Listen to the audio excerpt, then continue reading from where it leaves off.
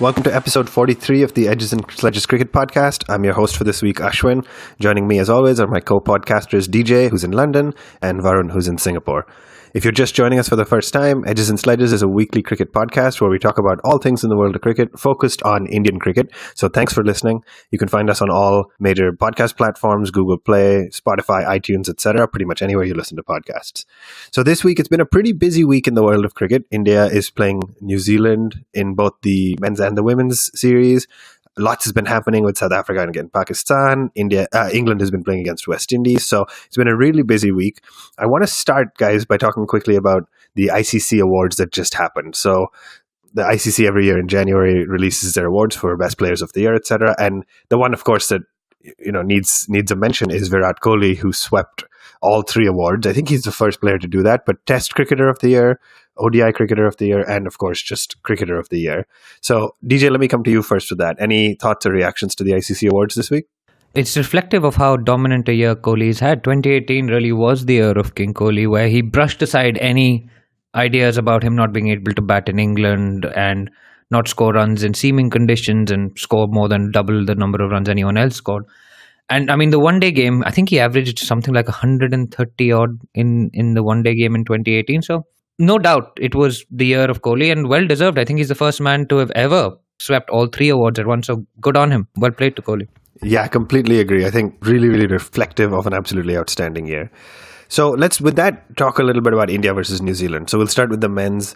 Varun, do you want to quickly summarize where we are at the time of recording this? 2 of the 5 matches are done. If you want to quickly summarize for us where we are and how you're feeling about the first 2 games. Yeah, it's kind of mixed feeling because I wasn't expecting the series to be so one-sided. So we're at the end of 2 games. India's 2-0 up.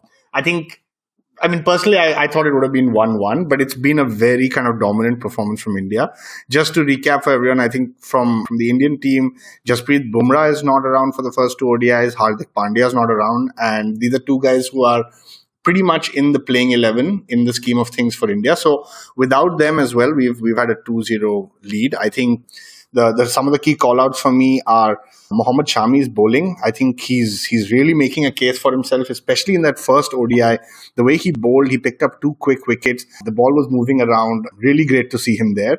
I think the other call-out is it's becoming more and more clear for me that Chahal and Kuldeep are really kind of spin twins. They bowl very well together. Kohli's often spoken about bowling in partnerships, not just batting in partnerships, and I kind of see that coming through with both of them. So I think it's interesting because India's taking the wickets, India's putting them under pressure. I think the last time we went to New Zealand in 2014, we didn't even win a single game. I read another stat that India's never won a game on Republic Day, so that was pretty cool to see as well. But generally, I think my memory is not that great, but I think the last time 2 times New Zealand has come to India for ODI series as well. It's gone down to the final match as a series decider. So it's really quite spectacular. I think bowling has stood out. Kohli has alluded to it himself that our bowling is winning us matches. So very happy with that. And I think from the batting perspective, not much has changed. I think the top 3 are performing well. You've seen Rohit Sharma get runs in one game, 87 odd. You've seen Dhawan get 75. Kohli's been consistent in kind of both the games. And it comes down to that pressing middle order that we've spoken about. So, Ashwin, I'll hand over to you before we get into detail. Yeah, thanks, Varun. Lots and lots to unpack there. So let us start really quickly with the bowlers, because you mentioned Mohammad Shami. And I want your point of view on this one. There's something just magical about that ball just at a perfect length that nips back in late and gets bowled. I think Shami gets more wickets bowled. I have no stats to back this, but just anecdotally, feels like Shami gets more bowled than any Indian seamer I can remember the last few years. Is there a plan for Mohammad Shami for the World Cup, or is he just doing great and then the 2 seamers who play the World Cup are going to be Bhuvi and Bumrah? I think it's really good to have Shami in form, bowling well. But I think our first 2 picks will be Bumrah and Bhuvi. Bumrah obviously just walks into the team, and there have been some questions as to whether Shami should partner him. I think my thoughts are very much that because Bhuvi is a better batsman than Shami, he will get back in. He'll add that little bit of more depth to the Indian batting order. And also, he's great at the death. I mean, yes, he's kind of tailed off a little bit since his injury in 2018, but before that, he used to just nail those Yorkers ball after ball. And what I'm actually hoping is that this IPL, when he plays for the Sunrisers again, he's able to get back into that form, just nailing those Yorkers at the death, bowling the slower balls, bowling that knuckleball, just getting all his variations sorted out before the World Cup. Because I think actually this IPL will actually tell us whether he's back at his best. And I'm really hoping that he is. But I think Bumrah and Bhuvi are the front runners for those seamer slots, with Shami as a very, very good backup. Yeah, thanks. I would tend to agree with you just because of the batting option that Bhuvi gives us at 8, but it'd be, you got to feel for a Shami who's bowled so incredibly this entire winter. So let's see how that pick pans out. Definitely, Varun, a good problem to have. Let's talk, you mentioned the spin twins really quickly. So is this curtains for Jadeja now, just having seen the two leggies bowl in tandem and they're doing what we all expected they would? No, I think the beauty about the World Cup and the format that it's in is that I don't think anyone's slot is coming to an end. I think Jadeja is still very much in the mix. He provides a lot of value on the field. He will add that batting power. And I think, again, the beauty of a 10-game format where everyone plays everyone is that my prediction is you will see a lot of changes as the tournament goes on. So Jadeja will definitely be in the squad. I think the reality is, I was watching the Pink ODI today and I was getting memories of when DJ and I watched it live that Kuldeep and Chahal both got smashed in that game. So you are going to have that game where this happens. It is not happening often, but I think, my view is to play both of them. It just solidifies the bowling so much. And you never know, those 15, 20, 25 runs short that we always feel the extra batsman will provide, like a Jadeja, you might actually get that in terms of runs being saved with both these bowlers. So I think both of them need to play. Yeah, I think you're probably right. If we can find a composition that allows both the spinners to play, that's probably the best one for us. DJ, let's talk a little bit about MS Dhoni. And before we talk about his batting, I want to ask you a little about the impact he has on these two leg spinners, right? So we've talked about the two leggies being critical for us, but just how critical is Dhoni behind the stumps to both of them? There was one particular instance with the final wicket when he gave some very, very specific instructions and Kuldeep did exactly that and the batsman was out on that exact ball. So how important is Dhoni for the spinners? And DJ, just before I just want to say in that video, it was really funny that at the end, Dhoni gave this whole 2-minute spiel on instructions and then said, it's actually up to you, whatever you feel like doing. And Kuldeep at that point had no real choice but to do exactly what he was told to. And his face was kind of in disbelief as well. Yeah, but just look at the game awareness of MS Dhoni. So for our listeners who haven't watched that clip and have been living under a rock for the past week or so, it's when Kuldeep was bowling to, I think it was Trent Bolt, and it was the last wicket left. Dhoni actually instructs Kuldeep to come around the wicket, saying that Bolt will blindly block the ball without seeing what's happening, and he can bowl the wrong one to him. And at the end of as Varun says, he just says, okay, but it's up to you, do whatever you like. Kuldeep, of course, has no choice in the matter since Dhoni has told him, and he comes around the wicket and he bowls a perfect googly pitched on middle and off. It moves away a little bit, takes the edge, and Rohit Sharma just completes an easy catch. It's like clockwork, and it just speaks of a well-oiled machine. It speaks of a man who understands the game so much that, he's able to almost predict what's going to happen next. And I just found that a fascinating kind of passage of play. And the other thing was with Kedar, after the game that was played yesterday, Kedar said as well, I just asked Mahi Bhai where to bowl and I bowl and that's how I'm getting my wicket. So that actually shows the value that Dhoni brings in terms of match awareness. In terms of keeping, the stumping that we saw of Ross Taylor of Kedar Jadhav was just, Dhoni is just lightning behind the stumps. There's absolutely no give in his hands when he collects from the spinners. And his stumping was lightning quick as usual, and it was a crucial wicket. Yes, we all want Pant in the squad and all of that, but the value that Dhoni brings from behind the stumps is absolutely amazing. And I think where we've come to now, we've all kind of accepted that he will be playing the World Cup. What we need to find is his role in the batting order. And to my mind, Dhoni's role in the batting order has got to be more flexible. You can't say that Dhoni is going to bat at 4, he's going to bat at 5. I think when we bat first, his role is different from when we bat second. And let me just elaborate on that, because we've got this fantastic top 3 that just scores runs for fun, right? Then you've got, so say you're 180 for 2 in 30 overs, right? At that stage, what you don't want is for someone to come in and take his time to get in. What you want to do is push on and keep the momentum up. So in those circumstances, I think what we need to do is to promote someone like Kedar to bat at 4. The man keeps the scoreboard ticking. He's able to hit boundaries at will. He isn't the best runner between the wickets, but he finds the gaps. And he's almost more effective at this stage than MS Dhoni is while batting first, because we saw what he played, a little cameo of 22 of 10. And who knows what score we would have got if he'd come in earlier. So his role has got to be different, I think, whether we're batting first or whether we're batting second. If we're batting second, yes, let him come in at 4 and run that chase, because he's got so much experience doing it. But I don't think that he's got a fixed spot in this batting order. I don't know what you guys think. Okay, wow. First of all, lots to uncover there. Varun, I was going to ask you about the batting order, but DJ covered it all, so I'll just ask if there's anything to add. No, I think it's fair. I think the thing is Dhoni will play, and yeah, he just has to adjust himself. I much rather see Dhoni up the order because it gives us a little flexibility. And yeah, I think Raidu is slowly going to lose his spot. In fact, my prediction for the next game is that Raidu won't play and Dinesh Karthik will come in. And I think it's a positive move. I think the only thing for me is that Kohli, Shastri, everyone has very openly said that they are still in experimentation phase. So that's good. I think the last point on Dhoni is I just hope he doesn't talk too much, because it's not very difficult for teams to start understanding what is beach gilli, beach danda. So if they start figuring out Hindi by the World Cup, I think we'll be in a bit of trouble. Yeah, especially there's one match against Pakistan, so we know that's not going to be a challenge, right? So, okay, so guys, that was the first two ODIs. I mean, Varun seems to have made the prediction that the series is already pretty one-sided, but let's be clear. DJ and I both predicted New Zealand going 3-2, and technically that's still possible. Although if I could revise my prediction now, I think India's going to win at least the series.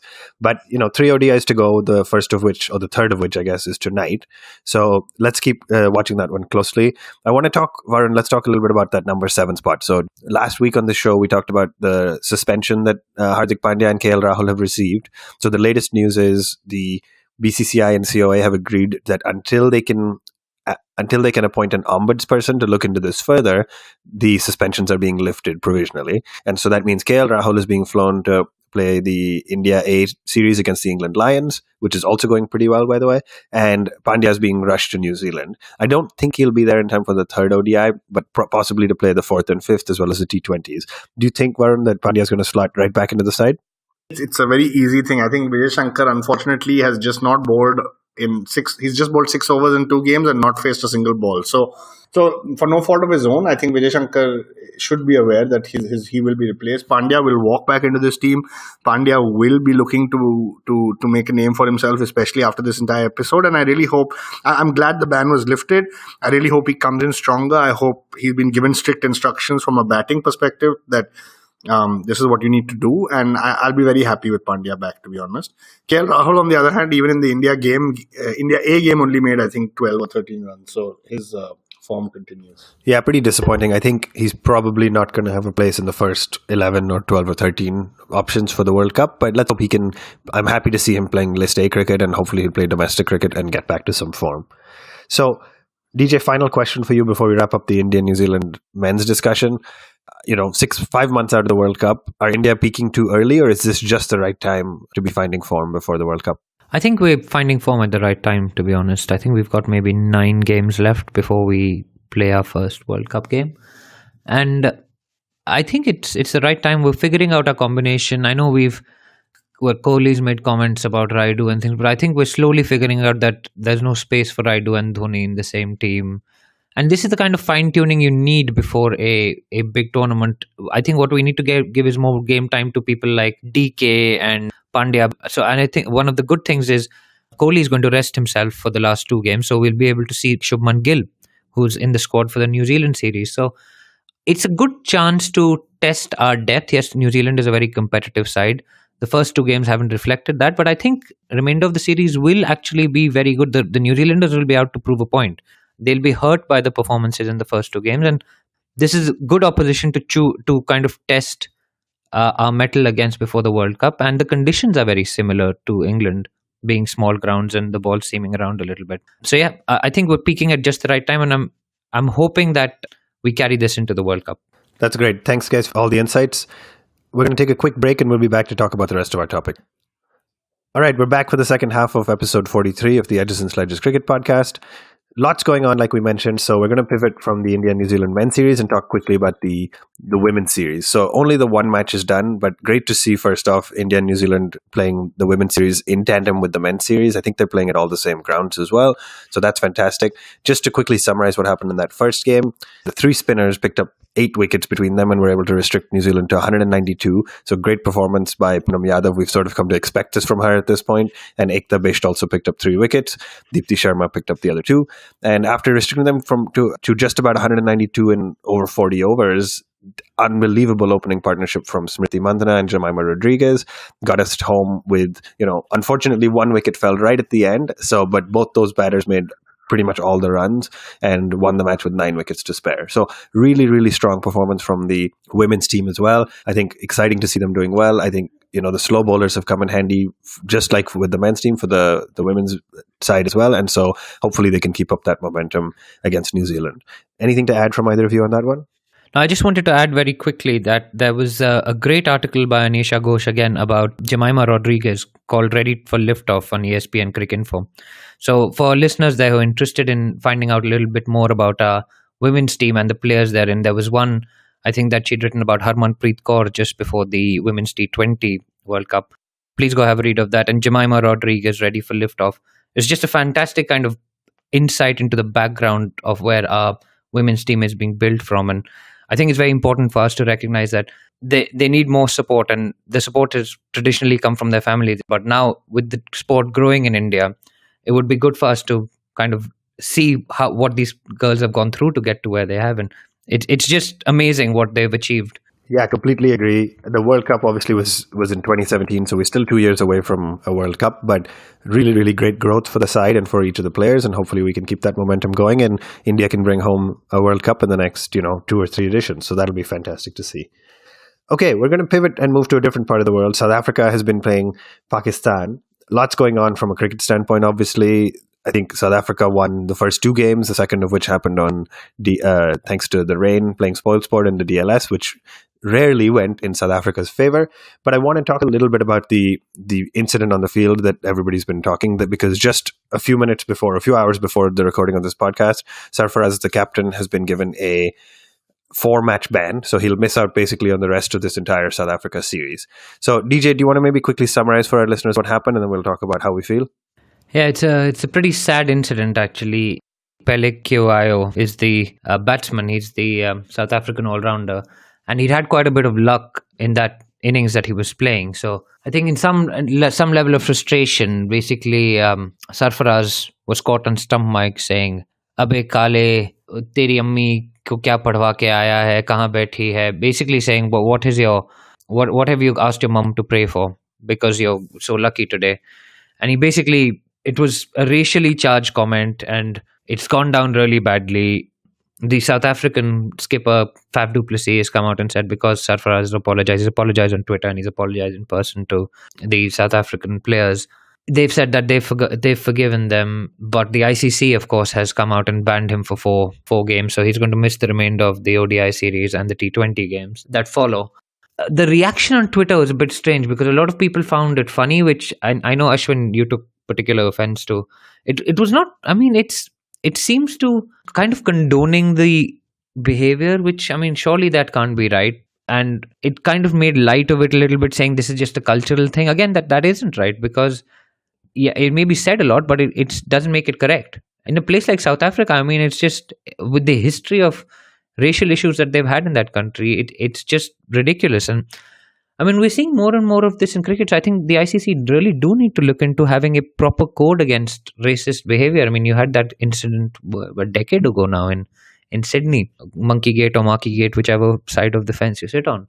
And we are now seeing more and more kind of racist connotations coming into the game. We had a banner put up in, I think it was Perth, during the Big Bash, which said it's okay to be white, which was just amazing. And amazing in a shocking way, really. Don't get me wrong. It was a bit shocking to see that being put up at a BBL game, and there was an investigation into the people who ejected.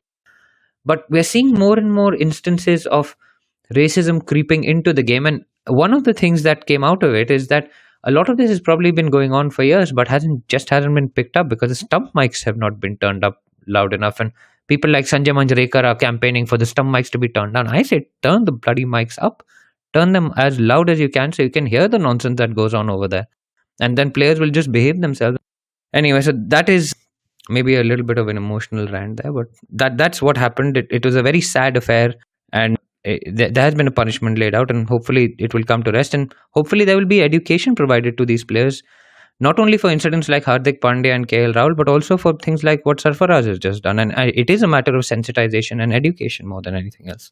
Yeah, thanks, DJ. I think interesting to see the reaction exactly was how I felt. Obviously not a good moment for either the cricketer, his team, his country, or the sport in general. So very disappointed that it happened on field. I was more, like I said, more upset by two things. The first is the reactions of folks on social media, most of who were saying he didn't realize what he was doing, he's not that educated, so he didn't mean it badly, etc. I mean, it doesn't change the standards, regardless of how educated you are or what your intent was. The standards we have to hold as a sport, and a sport that's trying to grow, mind you, right? Like trying to get into new countries and expand and become an Olympic sport someday. We have to hold a higher standard. So I think that's really, really important. So I'm glad there's been action and there's been a ban. But I was also just as disappointed with the apology. I thought there was multiple steps that went wrong with there. First off, it was language that was obviously not Sarfaraz's own, which is fine. You could use a PR agency to help you craft a message. But he posted a 3-part apology on Twitter. First saying, I didn't intend any negative. And by the way, my comments were not directed at anybody in particular, which was a bizarre remark. Like, there was only one black cricketer on the field at the time. I think he was batting with Dale Steyn or somebody. So it was clearly directed. And then a day later, he posted a picture of him face to face with Andile Peklikwayo apologizing to him in person, which again, bizarre for me, because if your comment wasn't directed at anybody in particular, why did you apologize to one particular individual? And so very, very poorly handled. I thought, I'm happy to see him miss out. I think, on a lighter note, many Pakistani fans are happy to see him miss out because he's been in pretty poor form for quite a while now. And so it'll be interesting to see what Shoaib does as the interim skipper for the next few games. But yes, on a broader note, hopefully we can continue to try to stamp out racism from the game. So lots going on there, of course. On the other side of the world, better time zone for me, in the West Indies and Barbados, the West Indies side, led by Jason Holder, just completed a historic test win over the English team. So Varun, do you want to talk us through that a little bit? Yeah, absolutely. It's been great, and most people I know are super excited with this win. England are coming on the back of a home series win against India, a clean sweep in Sri Lanka, overseas for them. And so they were, very clearly favourites for this. In fact, I think Jeffrey Boycott said this West Indies team is just not good enough to compete with England. And yeah, West Indies kind of showed up, as they often do sometimes, and have just crushed England and demolished them at home. So the match started, West Indies scored 289 in the first innings. I think what was great for me is I haven't followed West Indies cricket as much as I probably should have, but I'm starting to see now the names, right? Whether it's Brathwaite, Hope, Bravo, Chase, Hetmeyer, Holder, all these guys kind of came good in this game, and suddenly it looks like a strong team, right? Now, of course, they have their swings, they go through ups and downs, but it's just as talking about this test match on its own, I think it was a fantastic performance. So they scored 289. England then came out and, I would say, within a few hours, just got bowled out for 77. None of their batsmen clicked all the way down the middle order. Bairstow, Root, Stokes, Butler, Moeen Ali. Most of them, Foakes, Curran, most of them in single digits. I think they were pretty much shocked as well as to kind of what has happened. West Indies the next day came out on day 3, which suddenly looked like day 1 on an Indian batting surface, where they didn't lose a single wicket. Jason Holder has made a double century. Dowrick made 116. Absolutely fantastic, 415. And 600 plus is just too much for any team to chase. But I think what England has done in the last few years, like I was sitting and telling my friend Rohan, that I actually think England could be the only team that could chase this. Now, I was wrong, but what a performance. I think it was a great overall victory by West Indies. I think it's boosted morale. It's probably pumped them up, and look forward to the second game. And I think the last point I want to make is Joe Root actually came out and said he did get selection wrong. He shouldn't have played both Rashid and Moeen Ali on this pitch. But knowing England, they'll probably bounce back very hard in the next game. Did you seriously think they're going to chase 628? No, I didn't seriously think. I just said that if there is a team that could, I think England could. That's the only. That was pretty much. Dude, 628 in the last innings. Baapre. But 3 days to go, man. हाँ वो भी है, I suppose so. But I mean, on Sam Curran, their best batsman, didn't score any runs. That's why they lost. Simple. Yeah. Yeah, I mean, I thought the most fascinating part was what Varun mentioned, right? Day 2, 18 wickets fell, 8 West Indies and 10 English. And day 3, not a single wicket fell because West Indies batted all through, declared, and England ended without any loss. So really, really interesting. I think great for the sport of Test cricket. Amazing to see Jason Holder get his recognition. I was personally really happy for him. He's just been in a probably a decade of very tumultuous cricket in West Indies, but between board issues and contract issues and players not getting paid, Holder has kind of been that shining star, both with the bat and ball. And yeah, his numbers maybe aren't as great as a Stokes or folks like that, but just an outstanding leader, and really, really happy for that guy for his accomplishment, both with his own personal accomplishment and winning. And Roston Chase as well. Amazing performance. Yeah, absolutely. I mean, Kemar Roach bowled well, Roston Chase bowled well, but I was just saying Holder in particular, just for being the leader he is and the individual he is, and I think he's going to be the start. I was telling you guys earlier, I was in the West Indies earlier this year, and the young kids and folks were just not interested in cricket. They were all chasing soccer and athletics and things, and I was chatting with some of the locals. It feels like a bit of a mindset shift. So I just feel like Holder is the kind of guy that can bring that mindset back and get people more excited about cricket again. So really exciting, good stuff, guys. We've covered a lot today. The last thing we wanted to just chat, because it was an absolutely amazing video clip, which we'll post on our Twitter feed. But DJ, I know you were pretty excited about the Women's Big Bash semifinal. I think it was going to a super over and an unbelievable run out by Alyssa Healy. So walk us through that quickly, please. So this is the Sydney Sixers, right, playing a match against the Melbourne Renegades for a place in the WBBL final. Now, the stage is set. The Renegades need 3 runs to get into the final of the last ball. One of my favorite women cricketers, Elise Perry, is running into bowl. Sophie Molyneux is on strike, and she bowls outside the off stump. She backs away and kind of smashes it over point, and it's running away to the boundary when Erin Burns, one of the Sydney Sixer fielders, dives full length, inches from the boundary, flicks it back to Sarah Healy, I think, who then fires it in for Alyssa Healy at the batsman's end.